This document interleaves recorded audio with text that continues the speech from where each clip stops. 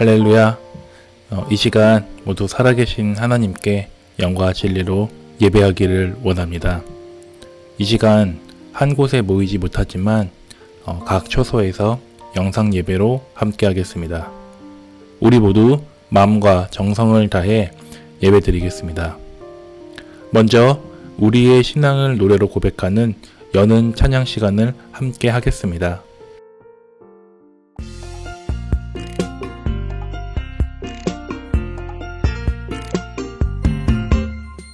흙으로 빚어서 생기를 불어넣어 살아 숨쉬는 사람을 만드셨죠. 나는 걸작품 하나님의 최고의 작품. 너도 걸작품 하나님의 최고의 작품.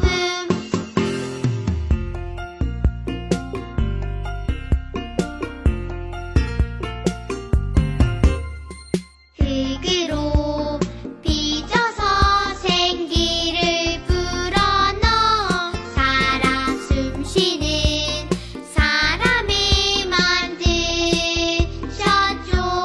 나는 걸작품 하나님의 최고의 작품. 너도 걸작품 하나님의 최고의 작품.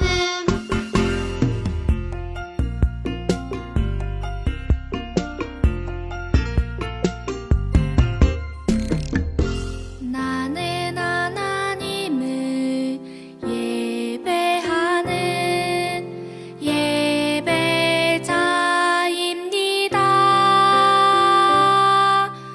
내가 서 있는 곳 어디서나 하나님을 예배합니다.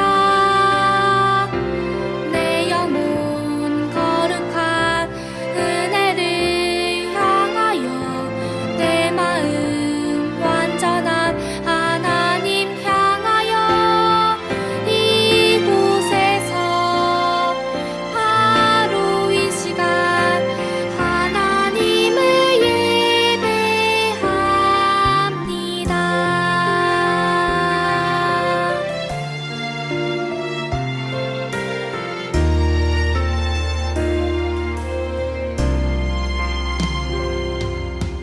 나는 하나님을 예배하는 예배자입니다.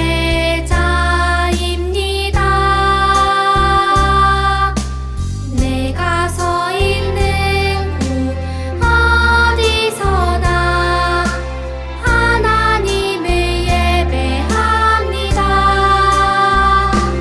내 영혼 거룩한 은혜를 향하여 내 마음 완전한 하나님 향하여 이곳에서 바로 이 시간 하나님을 예배합니다.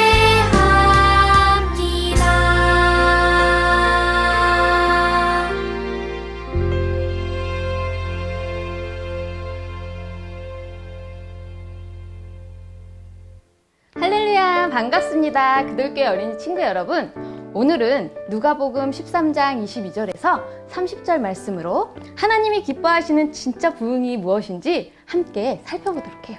자, 그럼 먼저 성경 이야기 속으로 들어가 볼까요? 예수님께서는 여러 성읍과 마을을 여행하시며 하나님 말씀을 가르치셨습니다. 그러던 어느 날 어떤 사람이 예수님께 물었습니다. 주님, 구원받는 사람은 적습니까? 많습니까? 예수님께서 그들에게 대답하셨습니다.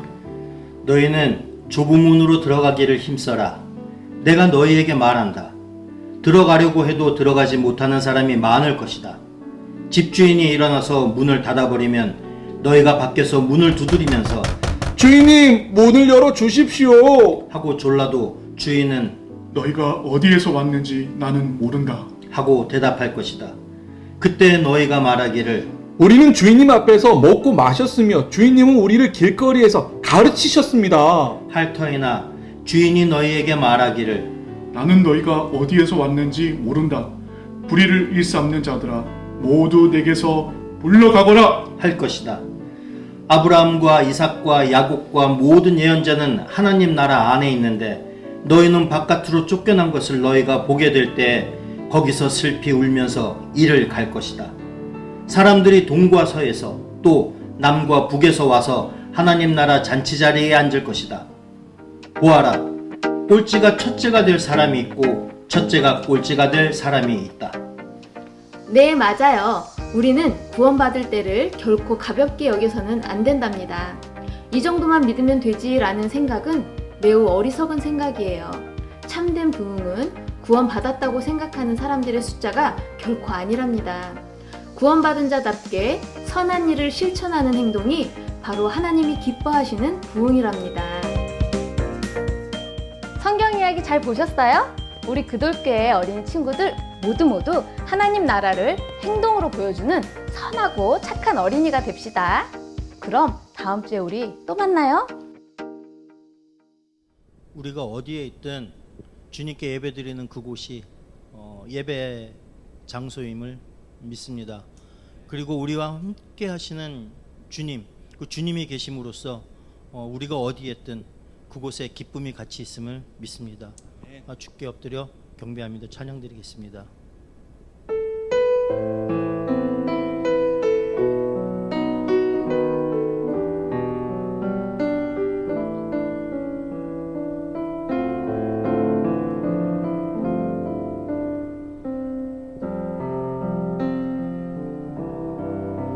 주께와 엎드려 경배드립니다. 주 계신 곳엔 기쁨 가득 무엇과도 누구와도 바꿀 수 없네. 예배드림이 기쁨 됩니다. 주께와 엎드려 경배드립니다. 주 계신 곳엔 기쁨 가득 무엇과도 누구와도 바꿀 수 없네. 예배드림이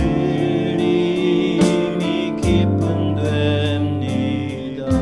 다시 한번 고백드리겠습니다. 주께와 엎드려 경배드립니다. 주 계신 곳엔 기쁨 가득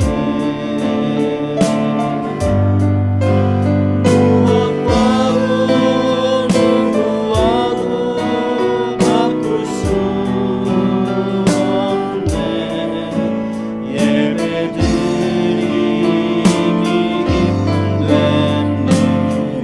기쁨 됩니다. 예배드림이 기쁨 됩니다.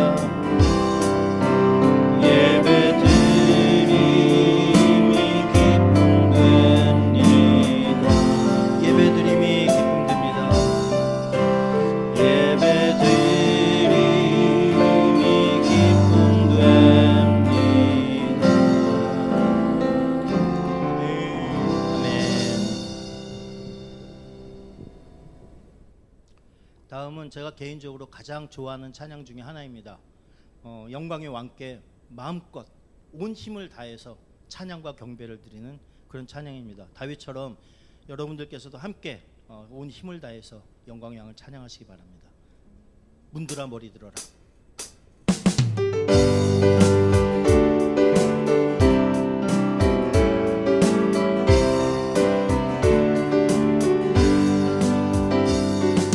문들아 머리 들어라. 들릴지어다 영원한 문들아. 영광의 왕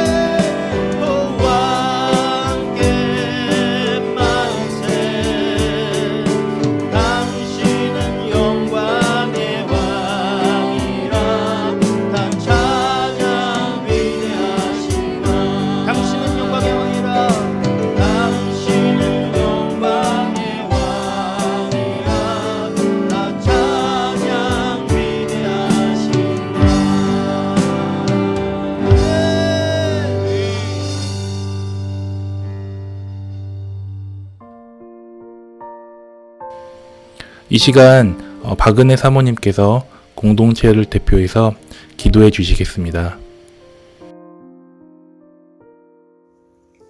하나님 아버지 감사합니다. 오늘도 우리에게 예배의 기쁨을 알게 하시고 각자의 처소에서 이렇게 예배하게 하시니 아버지 감사합니다. 어려운 시기를 지나며 함께함조차 어려워진 이때에 말씀을 선포하시는 목사님들과 또 영상을 통하여 예배할 수 있도록 늘 수고해 주시는 우리 지체들이 있어 이렇게 귀한 말씀을 듣습니다. 온전히 드려지는 기쁨의 예배가 될 수 있도록 하나님 함께하여 주시옵소서. 시기가 혼란하여 때론 알 수 없는 불안과 두려움이 우리 마음의 평온을 흔들기도 합니다. 이 시기는 언제쯤 호전될지, 위축된 시간들이 언제쯤 좋아질지 우리는 알 수 없사오나 하나님께서 주시는 마음은 두려워하는 마음이 아니요 오직 능력과 사랑과 절제하는 마음이라 하셨으니 주신 마음 붙들고 담대히 인내하며 세상에서 무너진 교회의 모습들이 복음 앞에 사랑으로 다시금 세워져 갈 수 있도록 우리 모두가 함께 기도하는 그돌 공동체가 될 수 있도록 하나님 인도하여 주시옵소서. 예배를 시작합니다. 마치는 시간까지 주님 함께하여 주시옵소서. 감사드리며 이 모든 말씀 우리를 구원하신 우리 주 예수 그리스도 이름 받들어 기도드렸습니다. 아멘.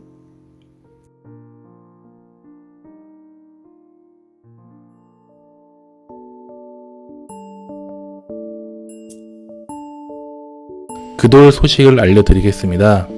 다음 주 대표 기도는 엄미정 사모님입니다.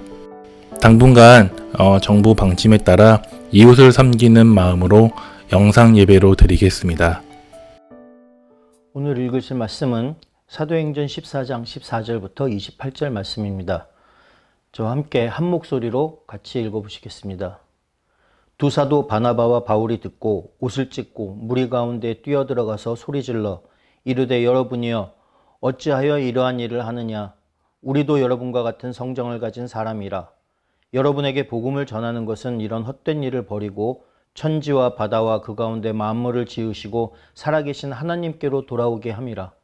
하나님이 지나간 세대에는 모든 민족으로 자기들의 길들을 가게 방임하셨으나 그러나 자기를 증언하지 아니하신 것이 아니니 곧 여러분에게 하늘로부터 비를 내리시며 결실기를 주시는 선한 일을 하사 음식과 기쁨으로 여러분의 마음에 만족하게 하셨느니라 하고 이렇게 말하여 겨우 무리를 말려 자기들에게 제사를 못하게 하니라. 유대인들이 안디옥과 이고니온에서 와서 무리를 충동하니 그들이 돌로 바울을 쳐서 죽은 줄로 알고 시외로 끌어내치니라. 제자들이 둘러섰을 때에 바울이 일어나 그 성에 들어갔다가 이튿날 바나바와 함께 더베로 가서 복음을 그 성에서 전하여 많은 사람을 제자로 삼고 루스드라와 이고니온과 안디옥으로 돌아가서 제자들의 마음을 굳게 하여 이 믿음에 머물러 있으라 권하고 또 우리가 하나님의 나라에 들어가려면 많은 환난을 겪어야 할 것이라 하고 각 교회에서 장로들을 택하여 금식 기도하며 그들이 믿는 주께 그들을 위탁하고 비시디아 가운데로 지나서 밤빌리아에 이르러 말씀을 버가에서 전하고 앗달리아로 내려가서 거기서 배 타고 안디옥에 이르니 이곳은 두 사도가 이룬 그 일을 위하여 전에 하나님의 은혜에 부탁하던 곳이라. 그들이 이르러 교회를 모아 하나님이 함께 행하신 모든 일과 이방인들에게 믿음의 문을 여신 것을 보고하고 제자들과 함께 오래 있으니라. 아멘. 오늘 본문 말씀은 바울의 제1차 전도 여행의 후반기 기록입니다. 여러 지방을 돌아다니며 담대하게 복음을 증거하는 바울과 바나바의 전도를 통해서 하나님의 말씀이 퍼져나가는 것을 그 어떤 것도 막을 수는 없었습니다. 13장 49절에서는 온 지방이 그 말씀을 들었다라고 했습니다. 하지만 동시에 핍박도 점차 늘어납니다. 바울도 핍박을 당합니다. 이것은 50절에 이에 유대인들이 경건한 귀부인들과 그 신의 유력자들을 선동하여 바울과 바나바를 박해하게 하여 그 지역에서 쫓아내니 라는 말씀에 암시되어 있습니다. 사도들, 그러니까 당대의 선교사들을 추방한 것은 폭력에 의한 것이었을 가능성이 큽니다. 그것은 바울이 나중에 디모데후서 3장 10절과 11절에서 디모데가 안디옥과 이고니온과 루스드라에서 겪은 박해와 고난에 대해 모두 알고 있다라고 한 말에서 알 수 있습니다. 바울과 바나바는 발의 먼지를 털어버립니다. 하지만 이러한 반대에도 불구하고 제자들은 더욱더 기쁨과 성령이 충만했다고 했습니다. 왜냐하면 바울이 곧 갈라디아인들에게 쓸 편지 내용처럼 성령의 열매는 기쁨이었기 때문이었습니다. 비시디아 안디옥에서 복음을 전하던 바울과 바나바는 불순종하는 유대인들의 비방과 부인 그리고 박해로 인해서 그곳을 떠나 남동쪽으로 거의 160km 가까이 떨어진 이고니온으로 갑니다. 여기서도 두 사람은 담대하게 복음을 전합니다. 그로 인해서 성내 무리가 완전히 둘로 나뉩니다. 이곳에서도 한쪽에서는 복음을 듣고 허다한 무리가 믿었다고 했고 다른 한쪽에서는 불신과 불순종이 대립합니다. 특히 유대인들의 중상모략으로 인해서 이방인들도 이들에 대해 악감정을 품게 됩니다. 그리고 이 중상모략은 계획된 폭력으로까지 발전하게 됩니다. 14장 5절에 두 사도를 모욕하여 돌로 치려 했다라고 했습니다. 이에 바울과 바나바는 도망에 나와서 그곳에서부터 약 30km가량 떨어져 있는 루스드라 지방, 루가오니아 지방의 루스드라와 더베로 갑니다. 이곳은 앞의 도시들과 달리 번화한 교통과 교육의 중심지도 아니었습니다. 주민들 대부분은 교육을 받지 못해서 문맹에 많았다고 합니다. 아마 임시 피난처로 잠시 자기들에 대한 박해가 가라앉기를 기다릴 그런 거류지로 택했을지도 모릅니다. 하지만 여기서도 이들은 결코 잠잠히 있을 수 없었습니다. 계속해서 복음을 전합니다. 그리고 루스드라에서 일어난 일이 사도행전에 상세하게 묘사됩니다. 바로 바울이 안진뱅이를 고치는 장면입니다. 베드로가 예루살렘에서 안진뱅이를 고친 것과 여러 가지 면에서 닮아 있기도 하고 서로 다른 점도 있습니다. 우선 나면서부터 안진뱅이였고 그렇게 뼈가 굳어져 성인이 된 사람이었기 때문에 그 지방 사람들은 의심 없이 이 사람이 평생 치유받지 못할 육체적 장애를 갖고 있다는 것을 잘 알고 있었습니다.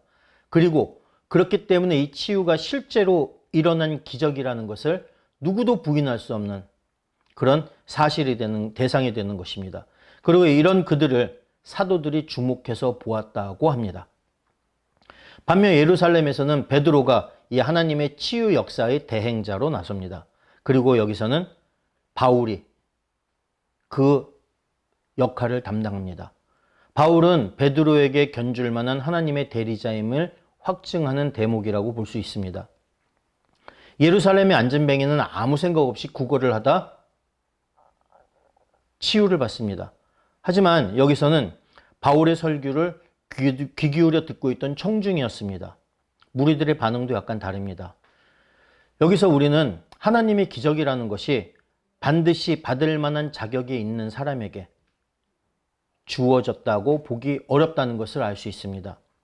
다만 그냥 우리는 주님의 크신 계획과 사역 속에서 주님이 뜻하신 영향을 미치기 위한 수단으로서 쓰임 받을 만한 그런 대상에게 하나님의 기적이 행해지고 이루어진다라고 보아야 한다고 생각합니다.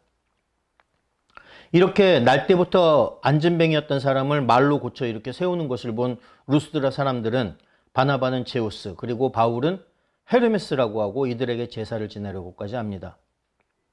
이들은 왜 이렇게 미신을 넘어서 거의 광신도적인 소동을 벌였을까요? 이 지역에서 내려오는 전설을 알면 그 이유를 알 수 있습니다. 그들이 믿는 최고의 신 주피터, 그러니까 제우스가 자신의 아들이자 신의 전령사 노릇을 하고 있는 머큐리, 그러니까 헤르메스와 함께 인간의 모습으로 그 지방에 내려왔다는 전설이 있습니다. 이 부르기아의 산지를 방문해서 돌아다니는데 그 어떤 집에서도 이들을 묵게 하지 않습니다. 너무나 수없이 거절을 당하던 이 둘은 어떤 초라한 오두막에 사는 가난하고 늙은 농부 부부의 호의에 그 오두막에서 밤을 지새게 됩니다. 후에 제우스와 헤르메스는 자신들을 대접한 이 노 부부에게 후한 보상을 내리고 그리고 자신들을 박대했던 마을 사람들을 모두 홍수로 쓸어버렸다는 전설입니다. 특히 제우스와 헤르메스는 이 지방의 수호신으로 섬김을 받았습니다. 이러한 이야기를 잘 알고 있었고 사람들의 능력으로는 도저히 할 수 없는 기적을 목격한 루스드라 사람들이었습니다. 그러니 이들은 전설에 나오는 제우스와 헤르메스가 바로 이 바나바와 바울이라고 생각했던 것입니다. 처음에 루가오니아 방언으로 소리치는 사람들의 말을 알아듣지 못하고 어리둥절했던 바울과 바나바는 마침내 진상을 파악했을 때 이들의 행동에 대해서 자신들의 혐오를 분명하게 표현하기 위해 그 가운데 뛰어들어 옷을 찢었다고 했습니다. 옷을 찢는다는 것은 유대인 문화에서 보면은 슬픔이나 두려움을 표하는 가장 일반적인 행위입니다. 지극히 높으신 하나님의 종이 되는 것, 그리고 스스로 높임을 받는 것의 차이를 분명히 알고 있었기 때문에 행한 행동이었습니다. 안진뱅이를 고친 것은 자신의 능력이 아닙니다. 그를 통해 역사하신 하나님의 능력입니다. 바울은 이 사실을 잘 알고 있었습니다. 우리는 하나님의 은혜 없이는 단 한순간도 살 수 없는 존재임을 우리 입으로 고백합니다. 그러면서도 살아가는 동안에 무엇인가를 우리가 이루었거나 좋은 일이 생겼을 때 그것이 마치 자신의 공인 양 생각하는 경향을 보이곤 합니다. 분봉왕 헤롯이 군중 앞에서 행한 연설로 칭찬을 받자 그 영광을 하나님께 돌리지 않고 교만한 마음을 먹었다가 죽은 장면이 나옵니다. 사도행전 12장 23절입니다. 벌레에 먹히었다라고 했습니다. 요세푸스 역사서에 보면은 헤롯이 죽은 후에 며칠이 지나자 온몸에서 벌레가 기어나왔다고 했습니다. 우리는 단지 하나님이 들어쓰시는 도구에 불과합니다. 이것을 우리는 결코 잊어서는 안 될 것입니다. 호과 호의라는 말이 있습니다. 마치 자신이 하나님의 보좌를 잡고 흔들 수 있는 위대한 사람인 양 하는 것은 결코 올바른 종의 자세가 아닙니다. 아니, 그렇게 스스로를 높이는 사람은 절대 하나님의 종이 될 수 없습니다. 사탄의 자식입니다. 마치 자신이 하나님과 같은 능력의 소유자인 것처럼 착각하고 남들에게 대접받는데 익숙해지는 것을 우리는 경계해야 합니다. 주 예수 그리스도를 믿고 구원을 받아 하나님의 자식이 됐다는 것은 물론 더할 수 없는 축복이지만 결코 그것이 이 사회 속에서 다른 사람을 업신여기고 우리가 속한 사회의 질서를 무시하고 다른 사람을 아랑곳하지 않고 나 하고 싶은 일을 거리낌없이 할 수 있는 권리를 부여해 주는 것이 아니라는 것을 우리는 명심해야 할 것입니다. 마태복음 18장 4절에서 주님은 그러므로 누구든지 이 어린아이와 같이 자기를 낮추는 사람이 천국에서 큰 자니라 라고 강조하십니다. 바울과 바나바는 자신들이 묵고 있던 집 앞에 와서 제사를 지내려던 루스드라 사람들 앞에 뛰어들어 옷을 찢고 부르짖음으로써 이들의 행동을 저지하는 데 성공합니다. 그리고 즉시 그곳에 모인 그 놀라고 주의를 집중하고 있는 군중의 분위기를 복음 전하는 데 활용합니다. 바울은 잊지도 않은 신에게 시간과 돈과 노력을 들이려는 이 진지하고 이 헌신된 이교도들을 만유의 주제이신 하나님 앞으로 인도하는 것입니다. 여기 기록된 바울의 선교는 아주 간략하게 요약된 것에 불과하지만 바울이 이교도 문맹인들을 대상으로 했던 그래서 유일하게 기록으로 남은 설교라는 점에서 대단히 중요합니다. 비시디아 안디옥에서 종교적이고 교육받은 유대인들에 대해 행한 설교 역시 누가가 기록한 이 바울의 첫 번째 선교 여행에서 기록되어 있는 또 하나의 바울의 유일한 설교이기는 합니다만 이 설교와 상당히 많은 부분에서 비교가 됩니다. 바울은 복음 전도에 있어서 찬탄을 금할 수 없을 만큼 대단히 유연한 접근 방법을 활용합니다. 그가 어디에 가든지 누구에게 복음을 전하든 간에 그의 메시지에는 변치 않은 그리스도의 복음이 포함되어 있었습니다. 비록 그의 메시지의 요지는 변하지 않았지만 그의 접근법과 강조점은 수시로 변합니다. 그가 안디옥에서 유대인들에게 말씀을 전파할 때 그 배경은 구약성경 그리고 그 안에 역사와 예언서와 율법이었습니다.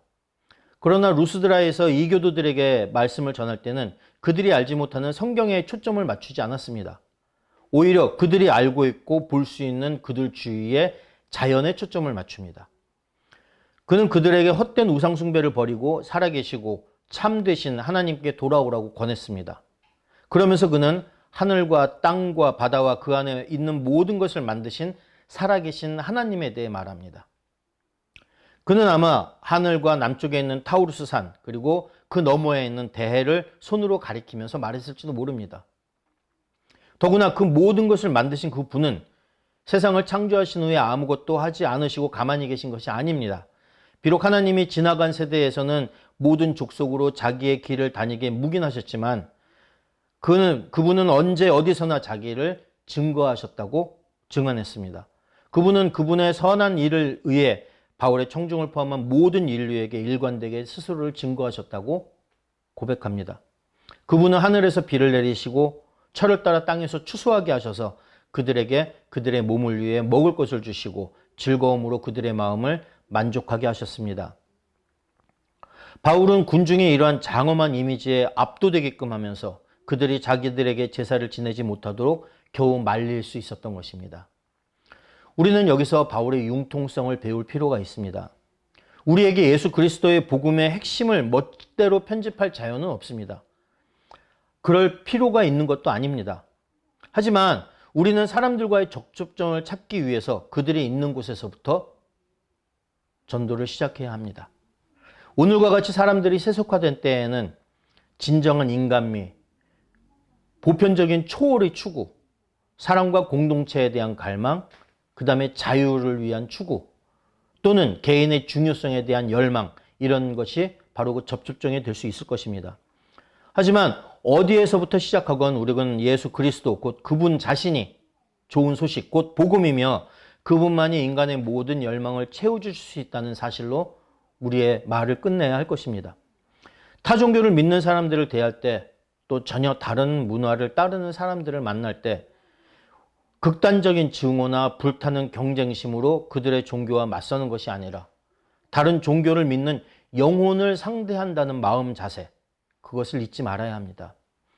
저는 심지어 동남아시아로 신혼여행을 가면서 그곳의 뿌리 깊은 소승불교 문화가 역겹고 불편하다면서 여행 일정 내내 굳은 표정으로 다닌 신혼부부를 본 적도 있습니다.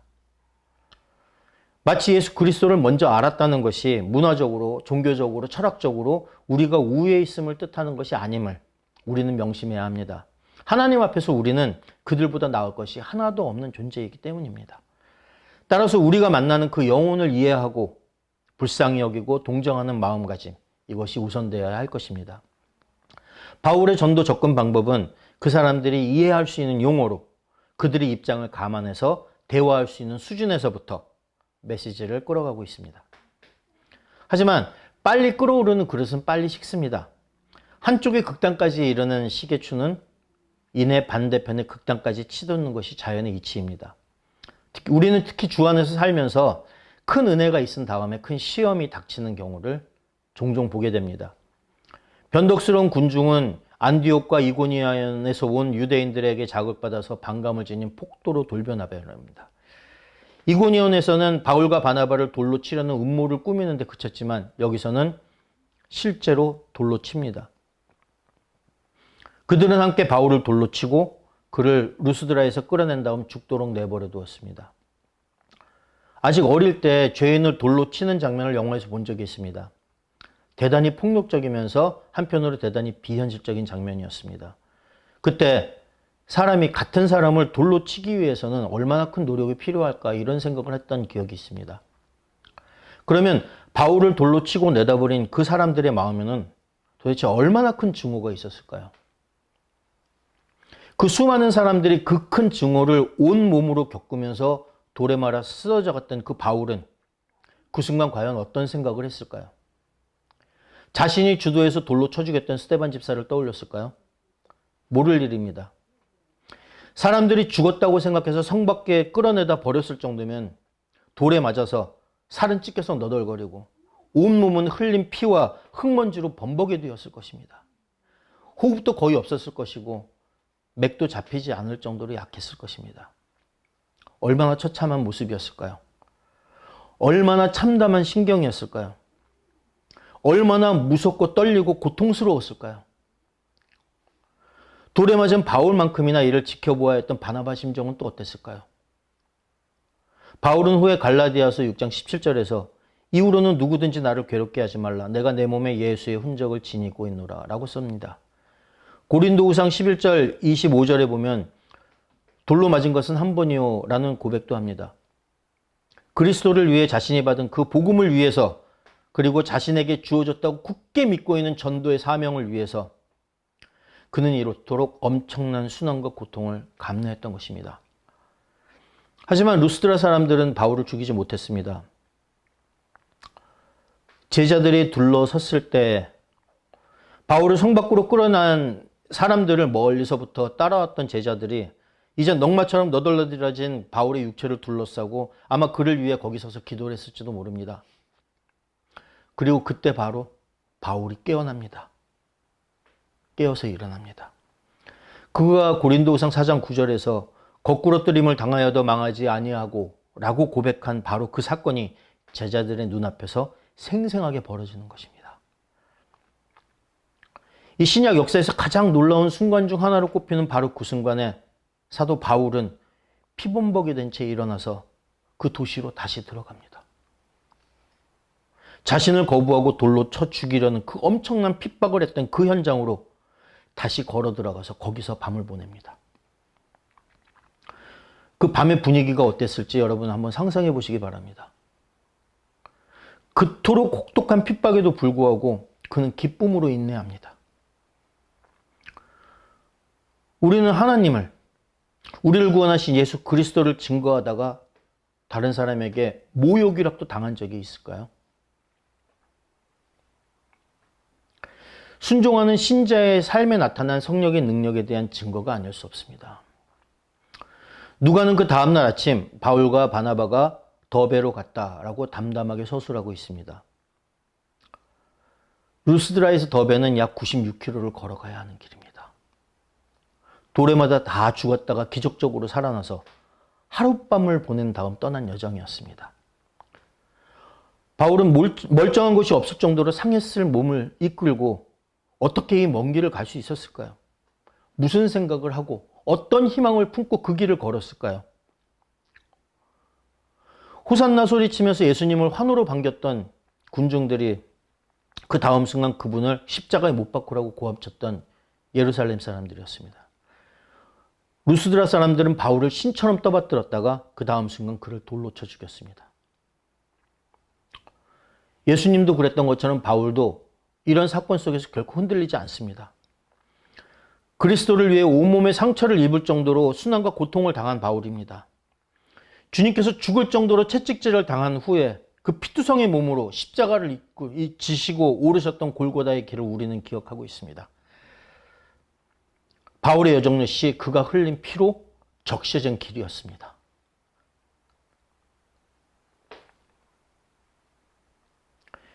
이것이 복음을 전하는 하나님의 종들이 걸어간 길이었습니다. 그리고 자기 십자가를 지고 주님을 따라야 하는 우리가 걸어가야 할 길임을 믿습니다. 누가는 더베에서의 선교에 대해서 그리 많은 것을 기록하고 있지는 않습니다. 다만 우리는 바울과 바나바가 더베로 가서 복음을 전했을 때 많은 영혼이 회개를 하고 드디어 교회가 세워졌다는 사실을 알고 있습니다. 성령의 놀라운 역사가 아닐 수 없습니다.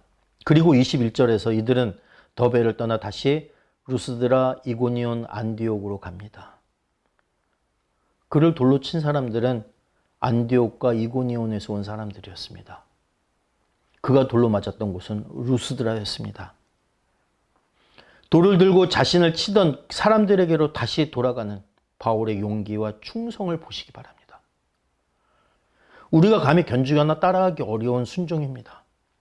그는 이러한 삶을 보냈기에 사도행전 20장 24절에서 내가 달려갈 길과 주께 받은 사명 곧 하나님의 은혜의 복음을 증언하는 일을 마치려 하면은 나의 생명조차 조금 더 귀한 것으로 여기지 아니하노라 라고 당당하게 밝힐 수 있었을 것입니다. 성경을 통해 우리는 우리 앞에 걸어간 위대한 선배들이 어떠한 고난의 길을 걸어가면서도 불평하지 않고 충성했는가를 볼 수 있습니다. 그러면서 우리는 신앙생활을 하면서 불평을 하고 불만을 합니다. 또 한 가지 우리가 허투루 보완넘겨서 안 되는 엄청난 메시지가 오늘 본문에 담겨 있습니다. 사도행전 14장 22절을 다시 한번 읽어보겠습니다. 제자들이 마음을 굳게 하여 이 믿음에 머물러 있으라 권하고 또 우리가 하나님의 나라에 들어가려면 많은 환난을 겪어야 할 것이라 하고 바울로부터 이 권고를 들은 사람은 더베, 루스드라, 안디옥의 신자들이었습니다. 그들은 이제 갓 복음을 전해받은 새 신자들이었습니다. 이들은 예수 그리스도를 믿는 새 믿음에 들어서자마자 어마어마한 가슴 떨리는 어마어마한 경고를 받습니다. 예수를 믿고 하나님 나라에 들어가기 위해서는 너희가 많은 환난을 당할 것이다. 바울은 아무것도 숨기지 않습니다. 이미 안디옥과 이고니온과 루스드라에서 엄청난 고난을 겪었던 바울입니다. 그는 솔직하고 담대하게 말합니다. 환난을 각오하지 않으면 안 된다. 이 땅의 교회는 얼마나 오랜 시간 동안 믿음에 대한 헛된 환상을 말했습니까? 예수 믿으면 복 받는다. 예수 믿으면 출세한다. 예수 믿으면 잘 산다. 예수 믿으면 건강하다. 예수 믿으면 돈 많이 번다. 이런 가짜 메시지 위에 세워진 교회는 결코 건강한 교회가 될 수 없습니다. 이런 메시지는 가짜입니다. 처음부터 복음은 솔직해야 합니다. 그리스도를 따르는 믿음은 출세하고 돈 잘 벌고 건강해지는 기복신앙이 아닙니다. 오늘날 한국교회의 잘못된 메시지에 익숙해진 신자들은 예수를 믿는 것이 넓은 문으로 들어가는 것이라 착각합니다. 예수를 믿는 것은 좁은 문으로 들어가는 길입니다. 오히려 많은 환난과 고난을 각오하고 믿어야 하는 믿음입니다. 바울은 거짓말하지 않았습니다. 이제 걸음마도 떼지 못하는 신자들이었지만 어쩌면 두려움에 주지 않고 나 안 믿겠다고 다시 돌아서고 포기할 수도 있는 신자들이었지만 그는 분명하게 얘기합니다. 예수 믿는 길은 하나님 나라 가는 길은 많은 환난과 고난을 각오하지 않으면 갈 수 없는 길이다. 처음부터 무장을 단단하게 시켰던 것입니다. 이때 생긴 제자들 중 하나, 그 큰 소란 속에서 생겨난 제자들 중에 하나, 그 성령의 역사를 통해 인도된 제자들 중 하나에 디모데가 있었습니다. 바울이 돌을 맞고 쓰러졌던 그 현장에 서 있었고 다시 일어나 담대하게 자기를 돌로 쳤던 그 소굴로 돌아가는 바울의 뒷모습을 바라보았던 제자들 중 디모데가 있었습니다. 바울이 일생 동안 내 아들이라 칭했던 그의 후계자 디모데입니다. 바울이 그 상상하기도 힘든 고난의 순종 가운데 그가 흘린 피 속에서 잉태된 제자였던 것입니다. 그리고 그의 희생만큼이나 고결하게 쓰임받은 하나님의 또 다른 귀한 종이 왔습니다. 바울의 희생은 결코 헛된 것이 아니었습니다. 주님은 단 한순간도 허투루 사용하지 않으십니다. 주님은 당신의 종들을 허투루 희생시키지 않으십니다. 주님의 사용에는 어느 것 하나 소홀히 다루어지고 무의미하게 소요되는 것이 없습니다. 주님에 앞서 주님이 오실 길을 예비했던 침례 요한은 마지막에 자신의 제자들에게 자신이 맡은 소명에 대해 이렇게 간략하게 정리합니다. 요한복음 3장 30절 말씀입니다. 그는 흥하여야 하겠고 나는 쇠하여야 하리라. 그는 흥하여야 하겠고 나는 쇠하여야 하리라. 우리는 하나님의 복음을 세상에 전하는 주님의 도구입니다. 하나님의 종입니다. 바울과 같이 담대한 용기와 굳건한 순종의 마음으로 건강한 복음을 솔직하게 전하는 것이 우리가 이 세상을 살아가는 동안 감당해야 할 몫인 줄 믿습니다. 그 여정 속에서 우리는 결코 높임을 받고 칭찬받을 일이 없습니다. 오히려 주님처럼 그리고 주님의 말씀처럼 주의 십자가를 지고 갖은 환난을 감내하면서도 믿음을 지키고 좁은 길로 가기를 힘써 나갈 때 그렇게 주의 복음을 위해 쓰다가 우리가 쇠해져 갈수록 주님의 이름은 더욱 드높여지고 주님의 복음은 더욱 힘을 더하고 그리고 이 땅의 주님의 교회가 더욱 흥해질 줄 믿으시기 바랍니다. 그렇게 온전하게 쓰임받아 마지막 예정된 날 우리가 주 앞에 섰을 때 착하고 충성된 종아 고생했다. 는 칭찬을 받으며 우리에게 예비된 면류관을 쓰는 저와 여러분이 되시길 주 예수 그리스도의 이름으로 축원드립니다. 축도로 예배를 마치겠습니다. 지금은 우리 주 예수 그리스도의 무한하신 은혜와 하나님 아버지의 극진하신 사랑과 성령 하나님의 내주교통 인도하심이 세상 속에서 하나님의 도구로 쓰임받을 소명을 지고 살아가는 구들교회 식구들과 그 가정과 그 사업과 학업 위에 지금부터 영원토록 함께 하실지 주 예수 그리스도의 이름으로 축원하옵나이다. 아멘.